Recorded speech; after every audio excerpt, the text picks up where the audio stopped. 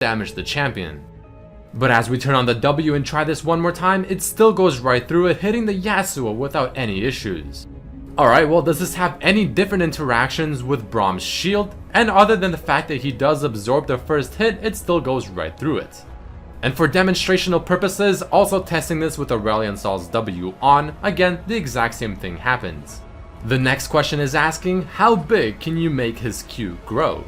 So without question, this has to be one of the more fun things to do with Aurelion Sol, just really seeing how big you can make the Q become. And in this example, I waited till 20 minutes, got the home guard effect, got a lot of move speed items, and went from the corner of my base all the way to the corner of the enemy team's base. And well, I feel like it's somewhat self-explanatory that the size of the Q can become quite large. I don't think you can make it any bigger than I do in the video because I'm going from one point of the map all the way to the other side. But obviously a very cool thing to look at, obviously you can get it to be quite large.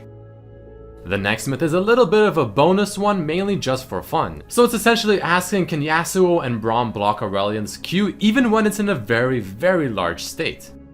So the first example, we have Aurelion Sol with a massive Q going right at the wind wall, but it stops right in front of it, kind of anticlimactic. And in the second example, we also tested with Braum's shield. Fair. That was so anticlimactic. Oh my god, it just like... Moving along to the next one, what happens if Kalista ults or Tahm Kench W's Aurelion Sol when he's in his E form, and what happens with his passive? Alright, so we start things off by having an ally Tahm Kench use his W on me, and you can see my passive is still spinning around and it's still able to hit enemy champions. But I wasn't able to make my W bigger while being inside Tahm Kench. So in this example, I start with my W on and it works the exact same way, except this time I can bring it back in. But what if the Tahm Kench that eats me is an enemy Tahm Kench? Will it then disable my passive? And as it just so happens in this video, the answer to that is yes, it does. Next, we tested to see if Tahm Kench can eat Aurelion Sol from the sky. Now as I fly over using my E ability, the ally Tahm Kench waiting for me is going to be getting ready to activate his W. And just as I get in range, he uses it and he can easily take me right out of the sky. However, we couldn't make this work with an enemy Tahm Kench, because Aurelion Sol loses the stacks on his E whenever he takes damage.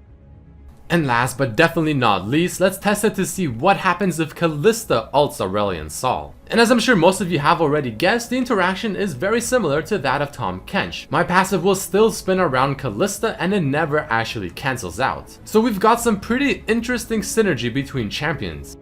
But let's move on to the next question, which is asking, will Silence or Zhonya's effect also make Aurelion Sol lose his passive? So first off, if you're not aware, if Aurelion Sol ever loses control of his character, well, he's gonna be losing his passive as well for that duration. And when testing that with Soraka here, you're gonna be seeing that her silence is also enough to make me lose the passive as I'm within the silence area. However, if you were to use Zhonya's Hourglass, it actually doesn't cancel your passive and it still spins around you, which can be quite deadly in a teamfight. But then if we were to test this using Bard's ultimate, keep in mind this one is an enemy Bard, the second he uses the ultimate on me, which acts pretty much just like a Zhonya's effect would, well, as you see in this example, I actually do lose my passive for the duration of his ultimate. But interestingly enough, if the Bard that uses his ultimate is actually on my team, then it doesn't have the same effect and my passive will still be spinning. So a lot of small information here and there to keep in mind whenever you're playing this dragon champion.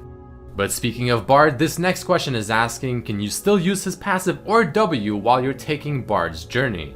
So in this example, as the Bard makes his journey on this wall, whether it's just my passive or with my W on, it'll still be spinning around me and hit any enemy units around me as well.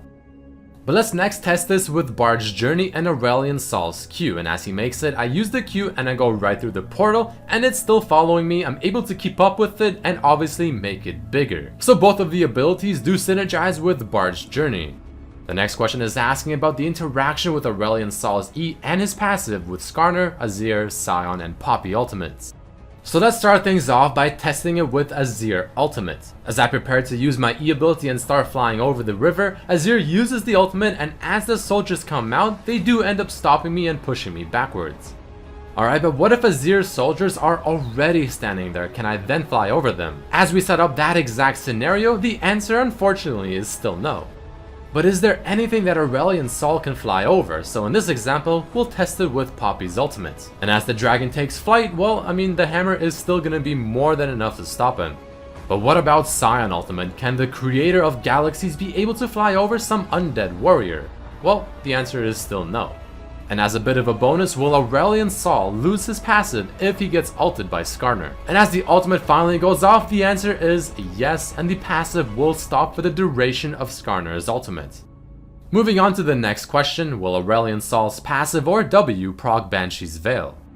So first, let's test to see what happens with just the passive ability, and it does seem like it will pop the Banshee's Veil. And as I'm sure you can guess, even with the W on, the exact same thing happened, so it seems like Aurelion Sol has a fairly easy method of popping Banshee Veils. The next question is asking, can you charge his Q while being in Tahm Kench's W? This one isn't necessarily practical, but it's still very interesting to say the least. As I throw out my Q ability, Tahm Kench devours me, pops his ghost, and starts chasing the little galaxy I am forming. We couldn't get really far because it just goes too fast, but either way, it is very possible. And on to the next question, if a champion follows a star in a circle, will they consistently keep getting damaged by it? So in this example, you're gonna be watching the Tahm Kench walk on the same star in a circle around me, and every single rotation it seems like he gets hit by the same star about 3 times. So you won't be taking damage every single second, but you also won't be taking a damage from 1 star per full orbit, which I have to say is actually surprisingly interesting. The next one is asking, can Aurelion Sol smite while he is in his E form for the ultimate drive-by smite? Okay. Yeah. Oh, you wanna kill me in the video, JT? And the final question is something stated within the tooltip of his passive, but I still feel like a lot of people will be asking this. Can you see Aurelion Sol's orbs flying if he's within a bush? So obviously Aurelion Sol has these big stars orbiting around him, and if you were to walk in a bush, as you see in this example right here, you still see the stars, therefore giving away his position. So if you're trying to play assassin mode Aurelion Sol, well, this is